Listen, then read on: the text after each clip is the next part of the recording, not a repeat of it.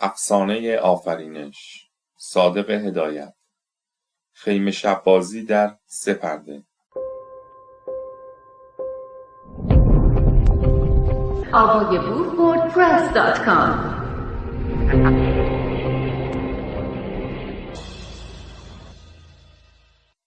پیر ما گفت خطا بر قلم سنگ نرفت، آفرین بر نظر پاک خطاپوشش باد. آدرین مزون، پاریس، 1946. صورتها: خالقوف، جبرائیل پاشا، میکائیل افندی، ملا عزرائیل، اسرافیل بیگ، موسی و شیطان، بابا آدم، ننه حوا، حوریها، غلمانها، فیل، شترمرغ. پرده اول. مجلس باشکوهی پیداست که میان آن تخت جواهرنگاری گذاشته شده. روی آن خالقوف به شکل پیرمرد لحیده با ریش بلند و موهای سفید، لباس گشاد جواهردوزی پوشیده، عینک کلوف به چشم زده و به متکای جواهرنگاری یله داده است. یک نفر غلام سیاه بالای سر او چتر نگه داشته. پهلوی او دختر سفید پوستی باد بزن در دست دارد و خالقوف را باد میزند.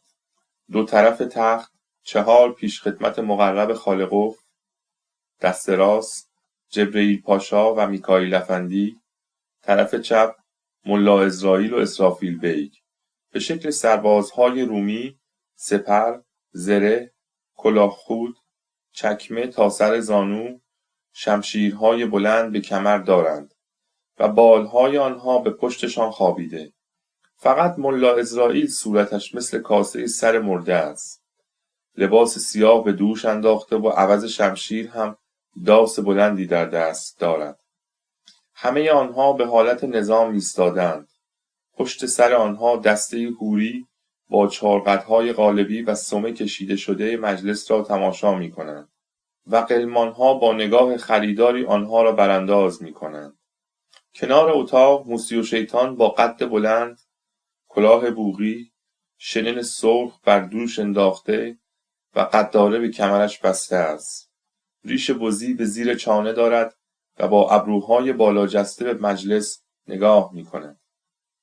میان مجلس دسته حور و پری با لباسهای نازک سرنا و دنبک و دایره میزنند و میخوانند: دل هوس لاله و صحرا ندارد، میلی به گلگشت و تماشا ندارد.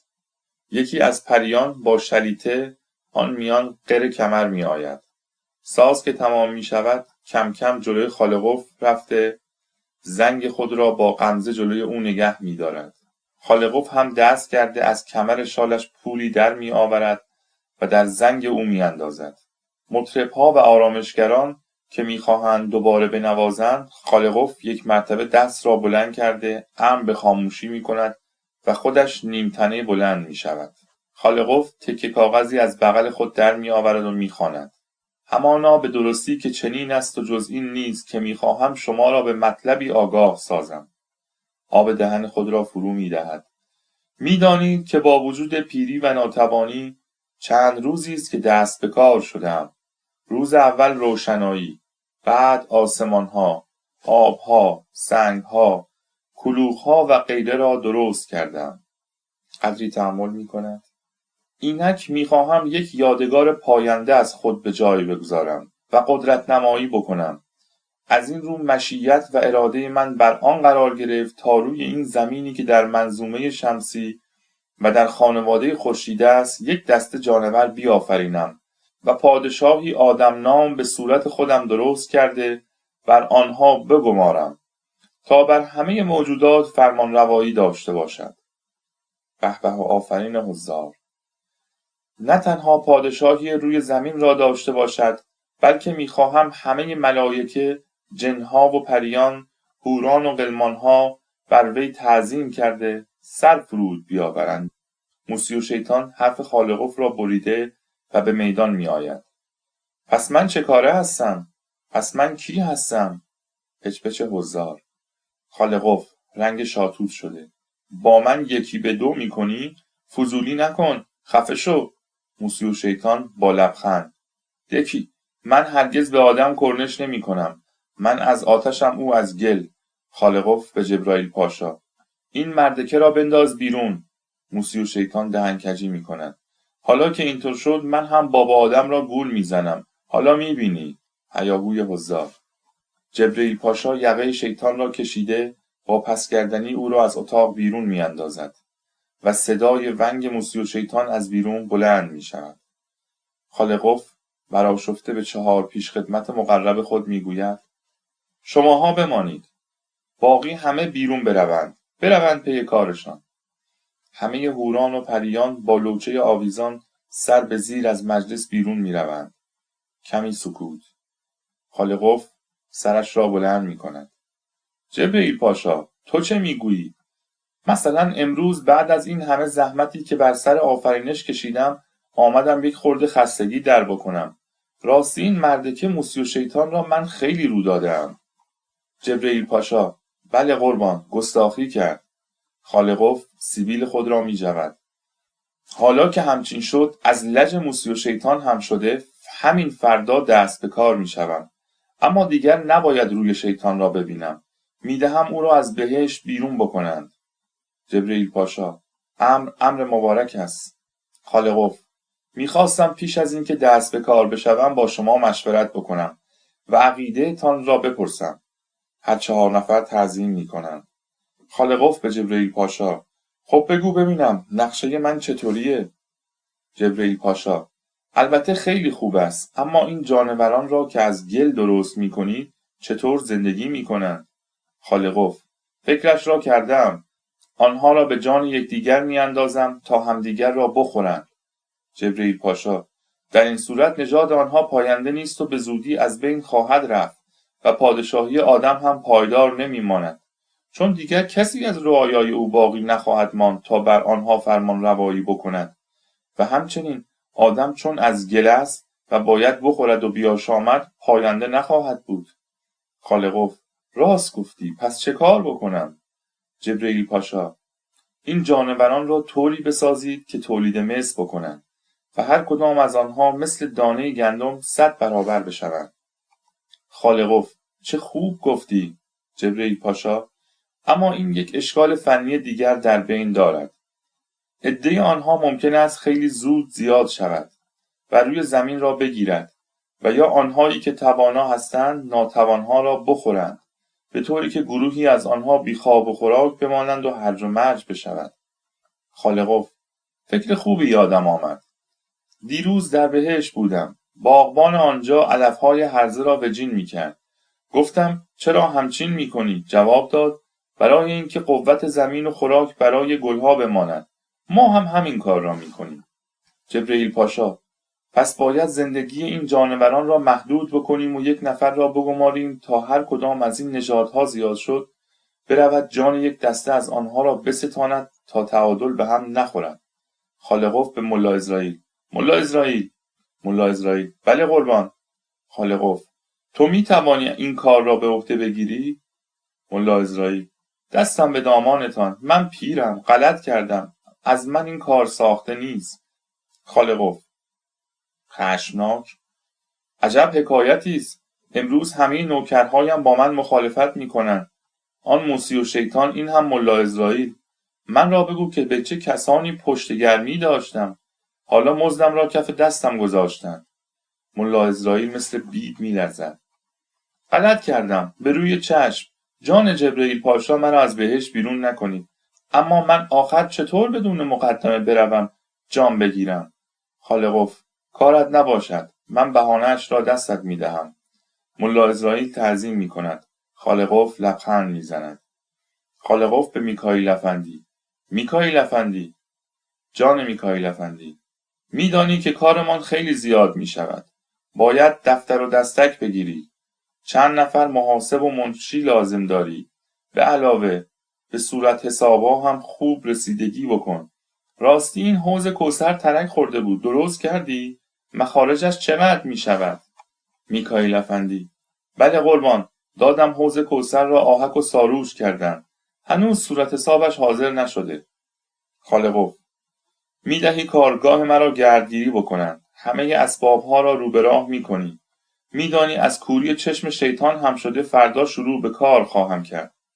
دستور میدهی 100 کرور توبره خاکرس، 100 کرور سطل آب، 100 کرور شنکش، 100 کرور نردبان، 100 کرور بام غلطان، 100 کرور تیشه، 100 کرور اره، 100 کرور سرتیر، 100 کرور دستبیر، 100 کرور کلنگ، 100 کرور ماله، 100 کرور قلبیر همه را آماده کنند. میکائیل افندی: بله قربان. راستی سقف زمرد سقفش چکه میکند. خالقوف: باز هم میخواهی برایمان حساب بتراشی؟ میکائیل افندی: غلط کردم. خالقوف: میدهی بهشت را زود آب و جارو بکنند. چون حالا پشیمان شدم. فرشته ای را که به شکل خودم میسازم میفرستم در بهشت کیف بکنند. حیف است او را بفرستم روی زمین میان جانوران. اما همه تان باید به او سلام بکنید. هر 4 نفر تعظیم میکنند. به چشم، به چشم. خالقوف: اسرافیل بیک، تو چیزی نمیگویی؟ اسرافیل بیک: بله قربان. خالقوف: تو را هم لله آقای آدم میکنم. او را میپایی تا شیطان گولش نزند. هر جا خطری متوجه آدم شد تو توی بوقت بدم. اسرافیل بیک: قربان، بنده درگاه همیشه در خدمت حاضرم. خالقوف: بارکالله، تو خوب صحبت میکنی. اسرافیل بیک: من نمک پرورده هستم. من خانه‌زاده‌ام. خالقوف: حالا از عهده این کار برمیآیی؟ اسرافیل بیک: خدمتتان عرض بکنم که خودتان بهتر میدانید. مگر پریروز یکی از قلمانها با یکی از حوریها لاس میزد، من اطلاع ندادم و شما هر دوی آنها را به آشپزخانه جهنم فرستادید. خالقوف: من از همه شما راضیم، اما هیچ کدام شما جبرئیل پاشا نمیشوید. حالا روبروی خودش میگویم، من او را خیلی دوست دارم. هی جوانی‌هایمان را با هم گذراندیم. افسوس که گذشت. یادش به خیر. هی جوانی، جوانی. جبرئیل پاشا لوس می شود. بالهای خودش را از هم باز می کند. میکائیل افندی یک پای خود را زیر بالش جمع کرده چرت می زند. خالقوف: جبرئیل پاشا، جبرئیل پاشا. بله قربان. خالقوف: من به تو خیلی پشت گرمی دارم. به همه کارهایم رسیدگی بکن. تو بمان. اشاره به اسرافیل بیک و میکائیل افندی و ملا عزراییل می کند. شماها بروید. جبرئیل پاشا بماند. جبرئیل پاشا میماند. آنهای دیگر افتان و خیزان بیرون میروند. خالقوف: حالا تنها ماندیم. برو برایم یک بشقاب فرنی بیار. بر پدر پیری لعنت. جبرئیل پاشا از اتاق بیرون میرود. خالقوف سرفه میکند. چشمش را هم میگذارد و نوک انگشت‌های سبابه دست راست و چپش را به طرف هم میآورد. جبرئیل پاشا با یک دیگچه وارد میشود و از آن در بشقاب فرنی ریخته به دست خالقوف میدهد. خالقوف با لبخند: تو که نبودی استعاره کردم. خوب آمد. جبرئیل پاشا: چرا که بد بیاید؟ اراده خالقوف است. خالقوف فرنی ها را لف لف سر میکشد. جبرئیل پاشا: صبر کنید قلیزبندتان را بیاورم. خالقوف میخندد. فرنی ها را پف میکند و میریزد روی ریشش. جبرئیل پاشا از زور خنده زوزه میکشد. خالقوف: چه کلکی روی زمین سوار میکنیم. آن وقت با هم مینشینیم، تماشا میکنیم، فرنی میخوریم و میخندیم. پرده میافتد. از پشت پرده صدای خنده بلند است. بعد خاموش میشود. افسانه آفرینش. پرده دوم. AvoyeBook.press.com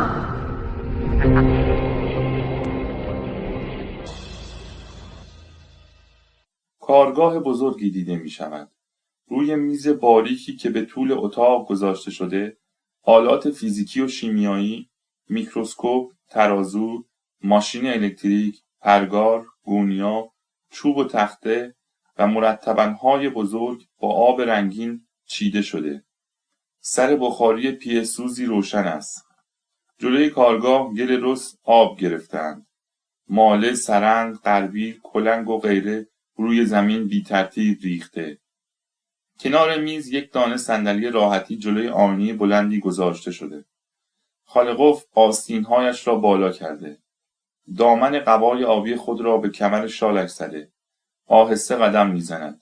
جبرئیل پاشا بیل به دست دارد و گلها را به هم میزند. خالقوف به جبرئیل پاشا: آن تپه گل را بغلتان این میان. جبرئیل پاشا: به چشم. توده گل را که به شکل استوانه لوله کرده‌اند به میان اتاق می‌سراند و هنهن می‌کند.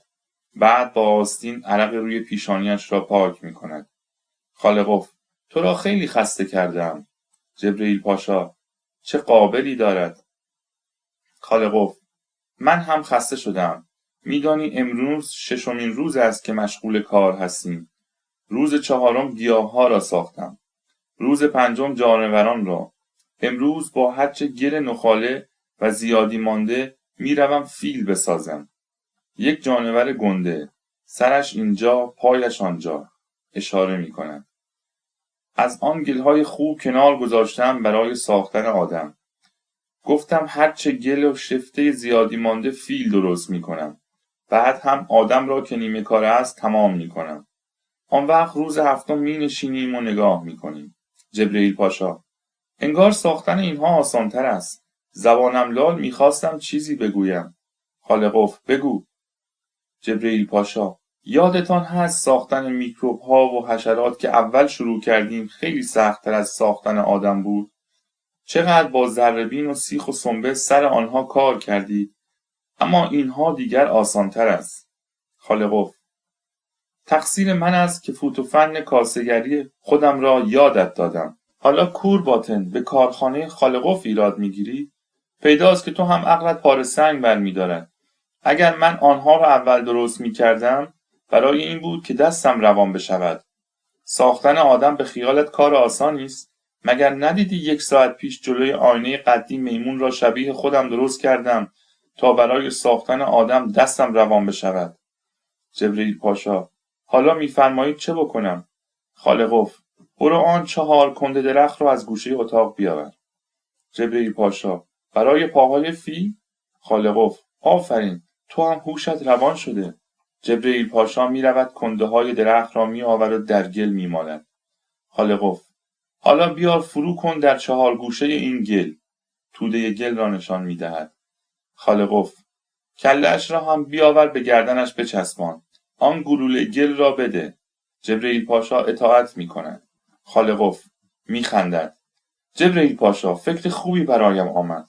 آن لوله بخاری را هم بیاور فرو کن در کله‌اش. حالا هوا گرم شده، احتیاجی به بخاری نداریم. 2 تا نان لواش هم از توی سفره بیاور بچسبان به 2 طرف کله‌اش. البته میدانی که اعضای جانوران باید از روی قرینه باشد و هر عضوی که طاق است در میان قرار بگیرد. جبرئیل پاشا اطاعت می شود. خالقوف می رود از روی میز یک نی 7 بند بر می دارد. سر آن را می گذارد زیر دم فیل و در آن می دمد. جبرئیل پاشا هم دستش را به کمرش زده تماشا می کند. ناگاه تمام توده گل به تکان می آید. خالقوف نی را برداشته پس می رود. فیل خرطوم خود را تکان می دهد. از جا جست می زند و خرناس شدیدی می کشد. خالقوف یک مشت یونجه در دست گرفته جلوی فیل می رود. فیل خرناس دیگری می کشد و یونجه را با خرطوم خود گرفته به هوا پرتاب می کند. خالقوف با رنگ پریده پس می رود. خالقوف: فیلبان را بگویید بیاید و فیل را در پالکی بگذارد و بفرستد روی زمین. فیلبان با کلنگ می آید. سوار فیل می شود و از کارگاه بیرون می روند. خالقوف آهی کشیده روی صندلی راحتی راکینگ چیر می افتد. بعد کیسه توتون خود را در آورده چپق چاق می کند و کبریت را با ته کفشش روشن می کند. خالقوف: جبرئیل جان. جبرئیل پاشا: بله قربان. خالقوف: نمیدانی چقدر خسته شدم، اما میترسم میانش باد بخورم و دستم پی کار نرود. سر پیری چه هوسهایی به کله‌ام زده. باشد میروم زودتر آدم را درست بکنم. بعد دیگر آسوده خواهم شد. میروم توی رخت خوابم میافتم. یکی از حوری‌ها را هم میگویم پاهایم را بمالد. تو به من فرنی میدهی، روی زمین را تماشا میکنیم و میخندیم. همچنین نیست؟ جبرئیل پاشا: بله قربان. خالق: این مگس‌ها را بزن رد کن. چه جانورهای سمجی خلق کردم. عوض این که مدح و نصاف و شکرگزاری خالق خودشان را بکنند مرا کلافه کردند. جبرئیل پاشا: قربان، یک مشت آب به صورتتان بزنید. ریش و سبیلتان از فرنی نوچ شده. مگس‌ها بوی شیرینی شنیدند. می‌رود یک تکه مقوا بر می‌دارد و خاکش را تکان می‌دهد و مگس‌ها را می‌زند. خالق: حالا برو آینه قدی را جلو بکش. آن گلهایی را هم که روی لنگه در خیز کرده‌ام بیاور. جبرئیل پاشا می‌رود لنگه دری که رویش گل به شکل آدم خمیر شده می‌آورد. خالق عینک خود را پاک می‌کند و با تعجب نگاه می‌کند. جبرئیل پاشا: بله قربان. خالق: بگو ببینم پایت را توی کفش من کرده ای؟ به خیالت رسیده با من همچشمی بکنی؟ جبرئیل پاشا: بنده غلط کردم.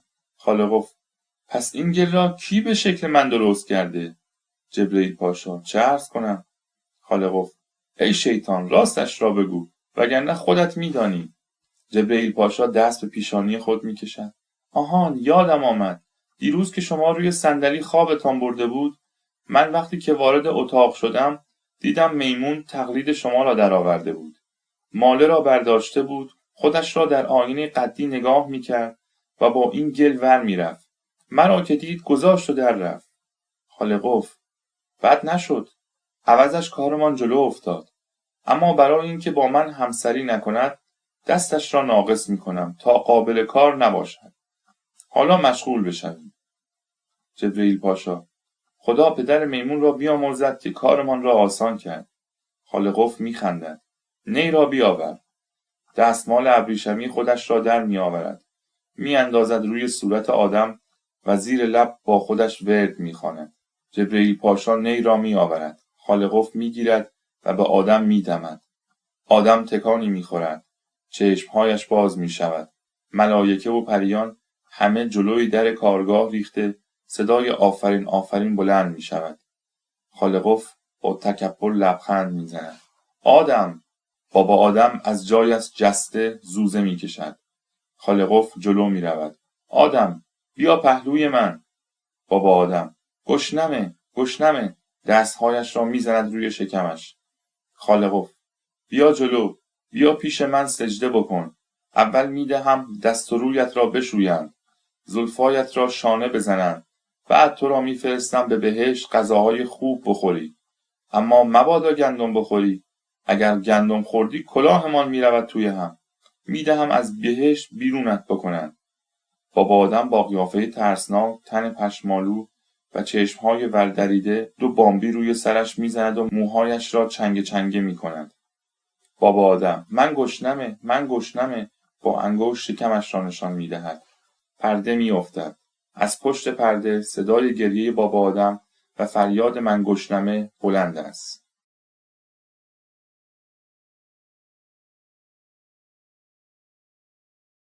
افسانه آفرینش. پرده سوم.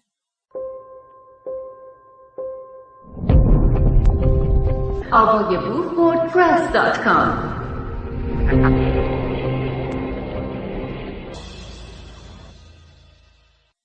دورنمای زمین، جنگل‌های دوردست، کوه، یک تکه ابر سیاه روی آسمان و ماه که از پشت آن صورتک درآورده پیداست.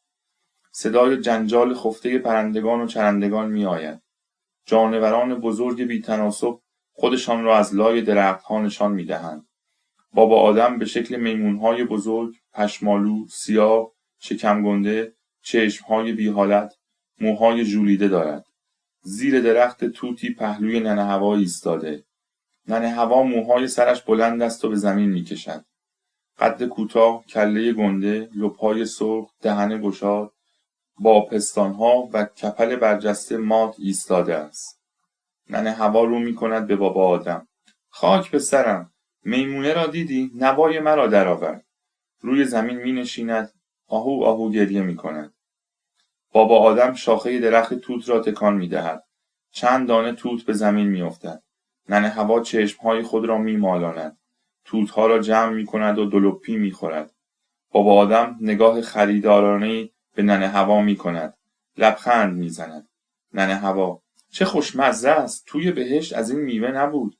بابا آدم: دیدی در بهشت چه آسوده بودیم؟ بر پدر موسی و شیطان لعنت که ما را گول زد. ننه هوا دهانش پر از توت خاکالود از سر خود را می جنباند. بابا آدم: در بهشت به درخت گلابی اشاره می کردیم، میوهش کنده می شد. می آمد توی دهنمان. اینجا باید دنبال هر چیزی بدویم. جانوران دیگر هم با ما همسری می کنند. بر شیطان لعنت. در این بین شترمرغ کلانی سلانه سلانه پیدا می شود. ننه هوا بلند می شود. مرده‌شور: این دیگه چه شکلیه؟ چه هیکلی داره؟ بابا آدم: این شترمرغ است. ننه هوا: شترمرغ؟ شترمرغ؟ من میترسم. بابا آدم دست میکند، یک سنگ بر میدارد و به طرف شترمرغ پرتاب میکند. او هم سنگ را میبلعد. ننه هوا: تو دیدی؟ سنگ را خورد. خالقوف چه بلاهایی به جان ما میفرستد. حالا ما را نخورد. زود باش برویم بالای درخت. بابا آدم ننه هوا را بغل میزند، از درخت توت بالا میروند. ننه هوا: من میترسم. دیشب هم خوابم نبرد. بابا آدم: نگفتم توی بهشت بهتر بود؟ الان جبرئیل را صدا میزنم و از خالقوف عذرخواهی میکنم تا من را برگرداند به بهشت، یا اینکه از جبرئیل پاشا خواهش میکنم در بهشت را به ما نشان بدهد. اگر هم خالقوف اجازه نداد، من با قاپوچی آنجا رفیقم. دزدکی وارد میشویم. بابا آدم دست را بغل میگذارد و فریاد میزند: جبرئیل هو، جبرئیل هو. همه جانوران ساکت میشوند. جبرئیل پاشا با بالهای باز میآید جلوی آدم. سلام میکند. آدم و حوا از درخت پایین میروند. بابا آدم: آقا جبرئیل، خیلی ببخشید اگر به شما زحمت دادیم. دستم به دامانت. برای ما کاری بکن. از قول من از خالقوف خیلی احوالپرسی بکن و معذرت بخواه. به شرط این که ما را برگرداند به بهشت. والله تقصیر من نبود. موسی و شیطان مرا گول زد. گفت گندم بخور، خوشمزه است. من هم خوردم. دیگر نمیدانستم که خالقوف از موسی و شیطان قهر کرده. ما نمیتوانیم اینجا زندگی بکنیم. هوا خانم دیشب خوابش نبرده. این که وعظ نمیشود. آخر مگر خالقوف بیکار بود ما را درست کرد؟ مگر به او دستور داده بودیم یا از او خواهش کرده بودیم که ما را بیافریند؟ حالا که کرده، چرا ما را فرستاده روی زمین؟ جبرئیل پاشا: آسوده باشید. خود خالقوف هم از کردهش پشیمان شده. دیشب پهلوی من های های گریه میکرد. امروز هم اوقاتش تلخ است. مثل برج زهرمار غضب کرده. کسی جرأت نمیکند جلویش برود. صبحی 2 کرور فحش به من داد. همه‌اش تقصیر شماست. اگر گندم نخورده بودید اینطور نمیشد. ننه هوا: آقا جبرئیل، دیشب ما با بابا آدم رفتیم توی شکاف آن غار. این جانوران زوزه میکشیدند. من میترسیدم. امروز به بابا آدم گفتم مثل این میمونها بالای درخت نارگیل برای خودمان لانه درست کنیم. به خالقوف بگو یک قصر فیروزه برایمان بسازد. از آنها که تو بهشت است. بابا آدم به جبرئیل پاشا: بالای غیرتت، نوکرتیم، یک کاری بکن. من به درک هوا خانم را چه کار بکنم؟ جبرئیل پاشا: از دستش کاری ساخته نیست. بابا آدم: پس به خالقوف بگو ما را برگرداند به حال اولمان. ما که از او خواهش نکرده بودیم تا ما را بیافریند و قدرت نمایی بکند. حالا که کرده چشمش کور بشود، باید جرمان را بکشد. جبرئیل پاشا: میدانید خالقوف حرفش یک کلمه است. وانگهی اگر به شما گوش بدهد، فردا همه جک و جانورهای روی زمین به صدا در میآیند. ننه هوا زبانش را گاز میگیرد. چپ چپ به آدم نگاه میکند. باز هم کفر گفتی؟ آقا جبرئیل دخیلتم. مبادا به خالقوف بگویید. آدم غلط کرد. جبرئیل پاشا: به، خالقوف گوشش از این حرفها پر شده. آن روزی که شروع به آفرینش کرد، پی همه فحش‌ها را به تنش مالیده. ننه هوا: آقا جبرئیل، شما خیلی خوب آدمی هستید نه؟ خیلی خوب فرشته‌ای هستید. برایتان یک چیزی نقل بکنم. الان من و بابا آدم ایستاده بودیم، یک شترمرغ آمد رد شد. یک قلمبه سنگ به چه گندگی را خورد. جبرئیل پاشا: باز هم بنده ناشکر خالقوف باشید. بابا آدم: راستی که حال خودمانیم بگو ببینم، خالقوف برای چه این جانوران را به قول خودش آفرید؟ جبرئیل پاشا انگشتش را به لب میگذارد. به کسی نگو، میان خودمان باشد. خودش هم نمیداند. پشیمان هم شده. میدانی اینها را آفریده تا بنشیند فرنی بخورد، تماشا کند و بخندد. ننه حوا: به حرف آدم گوش نکنید. مخصوصاً خیلی هم خوب هست. ما نمیخواهیم برگردیم تو بهش. آنجا آسوده نبودیم. همیشه اسرافیل بیگ با آن دک و پوز بدترکیبش موی دماغ ما میشد. تا با هم حرف میزدیم، شوخی بازی میکردیم، بوق میکشید. نمیگذاشت ما با هم خوش باشیم. همچین نیست آدم؟ جبرئیل پاشا: پیداست کم کم دارید عادت میکنید. شماها در بهشت هم راضی نبودید. اینجا هم راضی نیستید. هیچ وقت راضی نخواهی بود. بابا آدم: همه دلخوشی من همین هواست. ننه حوا: عوضش من هم تو را دوست دارم. جبرئیل پاشا به سر تا پای ننه حوا نگاه میکند. حوا مثل اینکه خجالت میکشد. میرود یک برگ از درخت توت میچیند جلوی خودش میگیرد. جبرئیل پاشا: برای اینکه به زندگی دلخوشی پیدا کنید، خالقوف میخواهد به شما بچه بدهد. ننه حوا: بچه؟ بچه چیه؟ جبرئیل پاشا: یک موجودی است مانند خودتان. یک حوا کوچولو یا یک آدم کوچولو. بعد بزرگ میشود. و هر دوی شما برای او زحمت میکشید و او را دوست دارید. و برای او به زندگی دلبستگی پیدا میکنید.